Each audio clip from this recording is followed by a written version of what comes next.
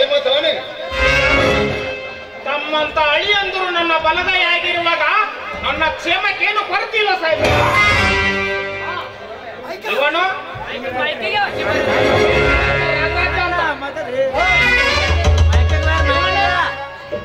ನನ್ನ ಗೆಳೆಯ ಗಲಾಟೆ ರಂಗನಾಥ್ ಅಂತ.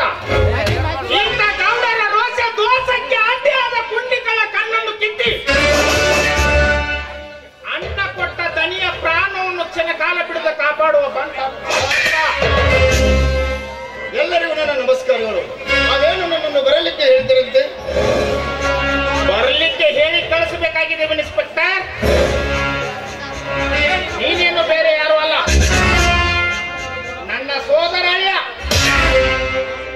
ನಾನು ಹೇಳಿದ ಹಾಗೆ ನೀನು ಕೆಲಸ ಮಾಡಿದೆ ಅಂದರೆ ಮಣ್ಣಿನ ಮನೆಯನ್ನು ಕಟ್ಟಿಸಿಕೊಳ್ಳಬಹುದು. ಹೌದು, ದೊಡ್ಡ ರೈತನೆನಿಸಿಕೊಂಡ ಶಿವನ ಗೂಡಿಗೆ ಬೆಂಕಿ ಇಟ್ಟ ವ್ಯಕ್ತಿ ಬೇರೆ ಯಾರು ಅಲ್ಲ. ಹೌದು, ಈ ಕೇಸಿಗೆ ಕೈ ಮುಚ್ಚಿ ಹಣ ಕೊಡ್ತೀವಿ. ಈ ಕೇಸನ್ನು ಕೈ ಮುಚ್ಚಿ ಎತ್ತಿ ಹಾಕಿ ಬಿಡು. ಇದು ನಾವು ಮಾಡಿದಂತ ಯಾರಿಗೆ ಗೊತ್ತಾಗಬಾರ್ದು. ಹೌದು ನೋಡ್ರಿ ಸಾಹೇಬ್ರ, ಇವತ್ತಿನಿಂದ ನಮ್ ಕೇಸಿ ನೀವು ಕೈ ಚಾಚಿದ್ರಿ ಅಂದ್ರ ಚಾಚಿದ ಕೈ ಒಳ ತಕ್ಕೊಂಡ ಪ್ರಾಣಕ್ಕೆ ಹೆದರಿ ಈ ಕೇಸನ್ನು ಬಿಡುತ್ತೇನೆಂದು ನೀವು ಹಿಂದರಿದರೆ ನಿಮ್ಮ ಪ್ರಾಣ ರಕ್ಷಣೆಗಾಗಿ ಸದಾ ಸಿದ್ಧ ನೀ ಕೊಡ್ಲಿಕ್ಕಲ್ಲ. ನಾವು ಮಾಡಿದ ಕೆಲಸವನ್ನು ನೀನು ಸಿದ್ಧಿಯಾಗಿ ಮಾಡಿದರೆ ನೋಡಕ್ ಸಾಧ್ಯ ಇಲ್ಲದ SP ಆಗುತ್ತೆ. ಇಷ್ಟೆಲ್ಲ ನೀವು ನನ್ನನ್ನು ಬೆಂಬಲಿಸಿರುವರೆಂದಾಗ ನಾನೇಕೆ ನಿಮ್ಮನ್ನು ಕೈ ಬಿಡಲಿ? ಮೊದಲೇ ಈ ಕೇಸು ಯಾರಂತೂ ಗೊತ್ತಿಲ್ಲ. ನಿಮ್ಮ ಹೇಳಿಕೆ ಹಾಗೆ ಈ ಕೇಸನ್ನು ಕಿತ್ತಾಕಿ ಬಿಡುತ್ತೇನೆ. ಓಕೆ,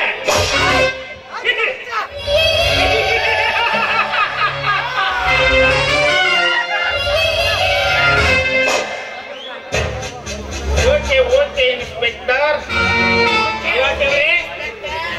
ಇನ್ಸ್ಪೆಕ್ಟರ್ಗೆ ಶುಭ ದಿನದ ಶುಭವಾರ್ತೆ ಒಂದಕ್ಕೆ ಒಂದು 5,000 ರೂಪಾಯಿ ಅಡ್ವಾನ್ಸ್ ಕೊಟ್ಟು ಕಳಿಸಿಬಿಡು. ನಾನು ಭೇಟಿ ಆಗುಣಂತೆ. ಆಯ್ತ್ರಿ ಗೌಡ್ರ. 5,000 ಯಾಕೆ ತಲಾಟಿ? 10,000 ಕಡೆ ಹೋಗಲಿ. ಏನ್ರಿ ಅಪ್ಪ, ಗಜ್ಜಿಗೆ 5,000 ಇರಕ್ಕಾಯ್ತಲ್ಲ ಇವ್ರದ್ದು. ಇನ್ಸ್ಪೆಕ್ಟರ್, ಇನ್ನು ಬೇಕಿದ್ರೆ ಬಾಯಿ ಬಿಟ್ಟು ಕೇಳು. ಅದರ ಔಷಧಿಯನ್ನು ಒಟ್ಟುತ್ತೇವೆ. ಇನ್ಸ್ಪೆಕ್ಟರ್, ಕೇಳಿದಾಗ ಕೇಳಿದಷ್ಟು ಹಣ ಕೊಡುವುದು ನನ್ನ ಕೆಲಸ. ನಾನು ಹೇಳಿದಷ್ಟು ಕೆಲಸ ಮಾಡಿಕೊಡುವುದು ನಿನ್ನ ಕೆಲಸ. ಇದಕ್ಕೆ ತಪ್ಪಿದರೆ ನೀನು ಉಳಿಯುವುದಿಲ್ಲ, ಈ ನಿನ್ನ ಕಾಕಿ ಬಟ್ಟೆನೂ ಉಳಿಯುವುದಿಲ್ಲ. ಇದೇ ನಮ್ಮೆಲ್ಲರ ಕೊನೆಯ ಮಾತು. ಬಿತ್ತಿದ ಬೀಜ ಆ ಬೀಜ ಕೊಡುವ ಸಸಿಯೇ ಹುಟ್ಟಬೇಕು ಹೊರತು ಬೇರೆ ಗಿಡ ಹುಟ್ಟೋದಿಲ್ಲ ಗೌರಿ. ನೆನೆಸಿಕೊಂಡಿರುವ ನಿನ್ನ ನಿರ್ಧಾರವೇ ನನ್ನ ನಿರ್ಧಾರ. 7 ಹಳ್ಳಿಗಳ ಬಳಿ ನೆನೆಸಿಕೊಂಡಿರುವ ನಿನ್ನ ಸಿರಿ ಲಕ್ಷ್ಮಿಯ ವರದ ಹಸ್ತ ಸದಾ ನನ್ನ ಮಸ್ತಕದ ಮೇಲೆ ಇದೆ ಅಂದರೆ ಅದೇ ನಿನ್ನ ಭಾಗ್ಯ. ಗಲಾಟೆಯವರೇ, ಹಾಗಾದರೆ ಇದೇ ಖುಷಿಯಲ್ಲಿ ಒಂದು ಡ್ಯಾನ್ಸ್ ಹಾಕ್ಸಿಬಿಡಲ್ಲ. ಆಯ್ತ್ರಿ ಗೌಡ್ರ. ಹಲೋ, ತೆಗ್ಗಿನ ಮಂದಿ ಸೌಂದರ್ಯ ಇಲ್ಲಿ ಒಂದಿಟ್ಟು ನಮ್ ಗೌಡ್ರದು ಮನ ತನಸ್ಬಾರವ.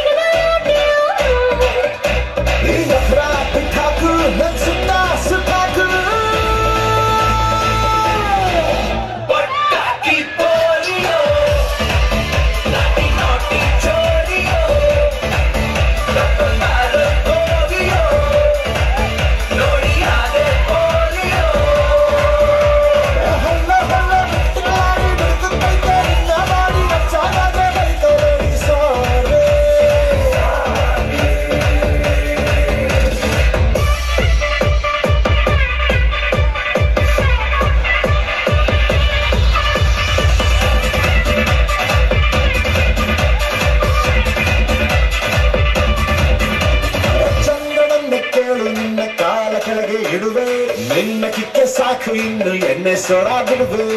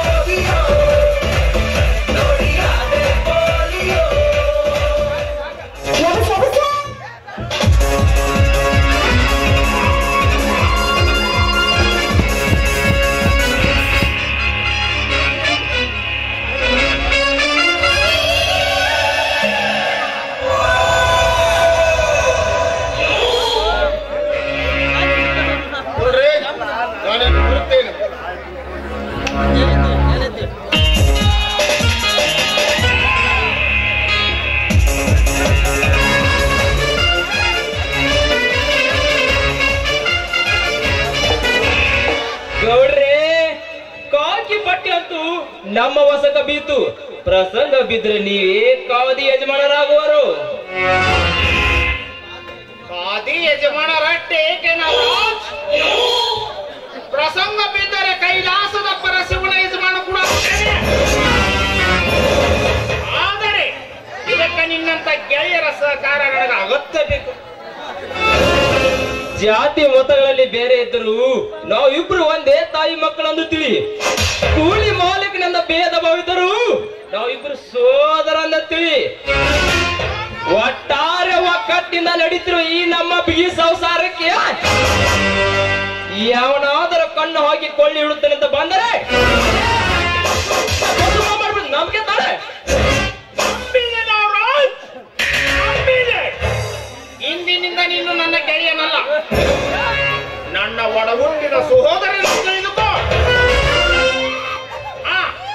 ತೆಗೆದುಕೋ ಈ 5,000 ಅಡ್ವಾನ್ಸ್ ಆಳುಗಳ ಸಂಬಳ ಹಂಚಿ ಉಳಿದಾನ ಸಿಂಗ ಖರೀದಿಗೆ ಹೋಗು. ಆಯ್ತು ಬರ್ತೇನೆ.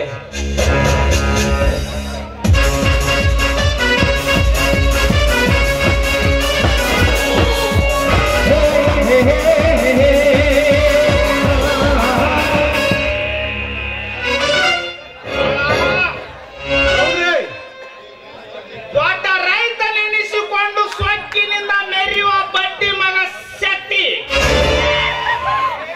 ಇನ್ನೊಂದು ಸಾರ ನನ್ನ ಆಳುಗಳ ಕಂಟಿಗೆ ಬಂದರೆ ಅವನ ಗಂಟಲ ಕೈಯನ್ನು ಬಿಡಿಸುತ್ತಾನೆ. ಅಪ್ಪನಾದರೆ ಇದೇ ಅವನ ರುಂಡವನ ಕಡಿದು ಅವನ ಮೌಸ ನರಿ ನಾಯಿಗಳಿಗೆ ಹಾಕಿ ಬರುತ್ತೇನೆ.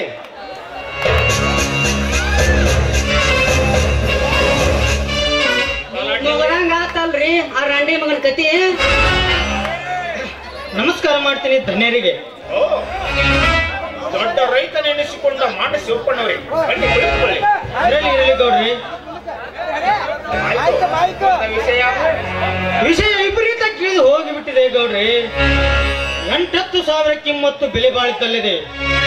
ಈ ವರ್ಷ ಬೆಳೆ ಪ್ರದರ್ಶನದಲ್ಲಿ ವಿಜಯ ಸಾಧಿಸಿ ನನ್ನ ಜೋಳದ ಗೂಡಿಗೆ ಸತ್ತಿಲ್ಲದೆ ಯಾರೋ ಬೆಂಕಿಯಿಟ್ಟು ಸುಟ್ಟು ಹಾಕಿದ್ದಾರೆ. ಅಂದಿನಿಂದ ಇಂದಿನವರೆಗೂ ಅವರು ಸುಳಿವೇ ಸಿಕ್ಕಿಲ್ಲ. ದೊಡ್ಡ ರೈತರಾದ ತಾವು ಕ್ರಮಬದ್ಧವಾಗಿ ಕೆಲಸ ಮಾಡಿಕೊಡುತ್ತೀರಿ ಎಂದು ತಮ್ಮಲ್ಲಿ ನಂಬಿ ಬಂದಿದ್ದೇನೆ.